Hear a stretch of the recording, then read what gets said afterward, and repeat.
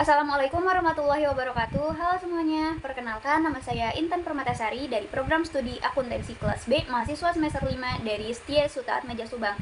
Di sini saya akan menjelaskan mengenai salah satu video yang mana di dalamnya ada kasus pelanggaran terkait tanggung jawab sosial perusahaan atau CSR di perusahaan. Dibuatnya video ini adalah untuk memenuhi tugas akhir dari mata kuliah Corporate Governance. Langsung saja kita mulai pembahasannya. Nah, dalam bab para pemangku kepentingan ini, kita sudah mengetahui siapa saja sih pemangku kepentingan ini. Jadi yang pertama itu ada investor, kreditur, karyawan, manajer, manajemen, pelanggan, pemasok, pemerintah, yang terakhir masyarakat, serta lingkungan. Saya akan membahas mengenai pelanggaran yang dilakukan oleh salah satu perusahaan di Indonesia mengenai tanggung jawab Corporate Social Responsibility atau CSR di perusahaan, yaitu perusahaan PT Freeport Indonesia. Nah, di sini saya akan membahas mengenai salah satu perusahaan tambang besar di Indonesia yang tepatnya beroperasi di Papua, yaitu PT Freeport Indonesia. Nah, PT Freeport ini mendapatkan kritik mengenai pelanggaran tanggung jawab sosial dan dampak terhadap lingkungan. Seperti yang kita ketahui, perusahaan yang baik itu seharusnya adalah perusahaan yang memberikan dampak positif sebesar-besarnya kepada masyarakat serta lingkungan dan mengurangi bahkan meminimalisir dampak negatif kepada masyarakat dan lingkungan. Jadi apa saja sih dampaknya yang ditimbulkan akibat dari operasi PT Freeport ini? Yang pertama terkait lingkungan. Perusahaan yang baik atau perusahaan yang menerapkan good corporate governance seharusnya memberikan dampak positif yang sebesar-besarnya kepada masyarakat dan juga lingkungan. Bahkan minimalisir dampak negatif kepada masyarakat dan lingkungan. Kasus yang pertama itu PT Freeport dituduh mencemari sungai sekitar Papua. Yang mana limbah tailing atau limbah tambang yang akibat dari aktivitas operasional perusahaan itu dibuang ke sungai tanpa ada pengelolaan lebih baik, sehingga mencemari lingkungan dan juga ekosistem dari sungai itu rusak. Dan air yang digunakan oleh masyarakat Papua pun menjadi tercemar. Nah, di sini pelanggarannya itu adalah terkait tanggung jawab kepada lingkungan yang merupakan salah satu elemen penting dalam penerapan good corporate governance. Yang kedua adalah minimnya kontribusi kepada masyarakat lokal. Nah, komunitas yang berada di Papua itu mengeluhkan minimnya tentang penerimaan lapangan kerja. Jadi PT Freeport ini dianggap tidak menyediakan lapangan kerja yang cukup bagi masyarakat lokal untuk mengembangkan perekonomian mereka.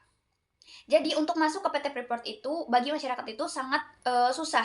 Yang seharusnya masyarakat itu lebih mengedepankan dan mengutamakan masyarakat lokal untuk bekerja di sana, namun tidak, nyatanya tidak, sehingga masyarakat demo terkait itu.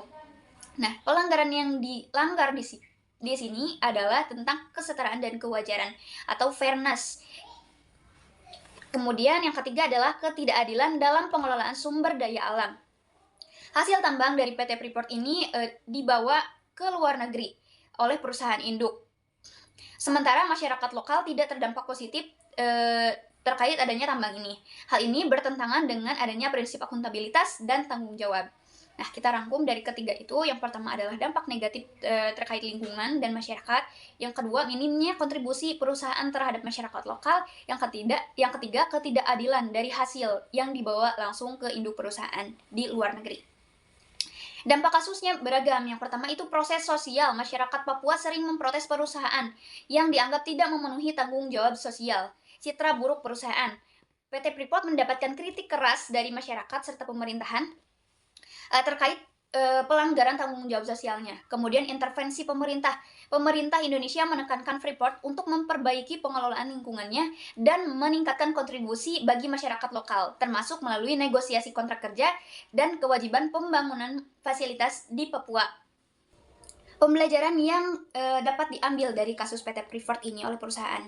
Perusahaan itu harus memprioritaskan lingkungan yang berkelanjutan agar tidak merusak ekosistem. Kemudian pemberdayaan masyarakat lokal adalah bagian dari tanggung jawab sosial perusahaan yang dapat meningkatkan hubungan para pemangku kepentingan dan memperkuat keberlanjutan operasional.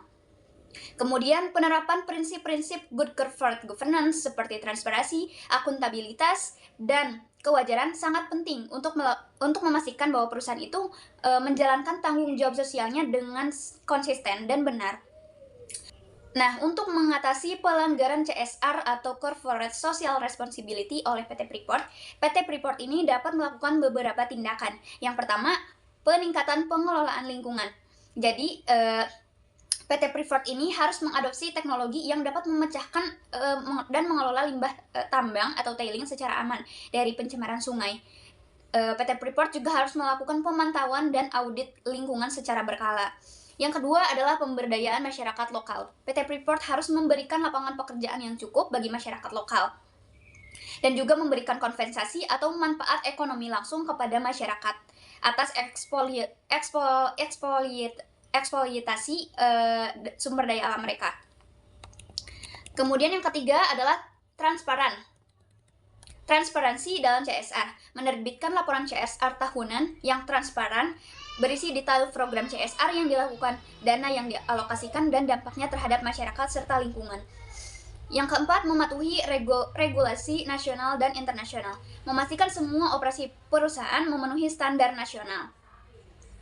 Nah, tindakan apa yang harus dilakukan oleh pemerintah agar kasus pelanggaran tadi meminimalisir atau mengurangi pelanggaran? Yang pertama adalah pengawasan dan penegakan hukum. Jadi audit dan monitoring ketat terhadap perusahaan. Kemudian mendorong partisipasi masyarakat. Pemerintah harus melibatkan masyarakat lokal dalam pengambilan keputusan. Yang ketiga, revisi kontrak kerjasama, meningkatkan royalti dan kontribusi. Yang keempat, regulasi yang ketat, membuat peraturan khusus yang mewajibkan perusahaan tambang itu untuk mengalokasikan dana tertentu untuk program CSR. Nah, jadi pelanggaran tersebut bukan hanya dilakukan sekali dua kali, tetapi dilakukan dari pertama kali Freeport berdiri sampai sekarang. Si dampak lingkungannya itu masih terjadi. Pelanggaran di masa lalu ini menyebabkan PT Freeport ini melakukan pembelajaran dan peningkatan terkait corporate social responsibility-nya. Jadi PT Freeport ini sekarang meluncurkan berbagai program CSR seperti pembangunan infrastruktur, pemberdayaan masyarakat lokal, beasiswa pendidikan, dan investasi kesehatan. Perbaikan ini menunjukkan perusahaan itu untuk menebus kekurangan sebelumnya dan menyesuaikan program CSR dengan tuntutan regulasi serta ekspektasi para pemangku kepentingan. Keadaan yang relevan saat ini adalah PT Freeport, masyarakat merasakan program CSR yang dilakukan oleh PT Freeport. Kemudian pengelolaan dampak lingkungan dilaksanakan lebih bertanggung jawab serta transparan, dan adanya transparansi dan akuntabilitas pada program CSR melalui laporan publik atau pelaporan tahunan CSR. Untuk menjaga relevansi dan keberlanjutan, PT Freeport harus memastikan partisipasi dari masyarakat lokal terkait CSR ini, kemudian melibatkan pihak independen untuk meningkatkan CSR, dan berkomitmen untuk perbaikan secara berkelanjutan. Baik, mungkin itu saja yang bisa saya sampaikan dalam video ini. Kesimpulan yang dapat diambil adalah untuk menegakkan prinsip-prinsip good corporate governance, perusahaan itu harus menerapkan dengan baik dari kelima prinsip ini, serta tanggung jawab social responsibility itu sangat penting untuk meningkatkan citra baik bagi perusahaan dan keberlanjutan perusahaan. Bukan hanya untuk mendapatkan keuntungan saja, perusahaan juga harus memiliki prinsip untuk keberlanjutan. Jadi sekian, terima kasih. Wassalamualaikum warahmatullahi wabarakatuh.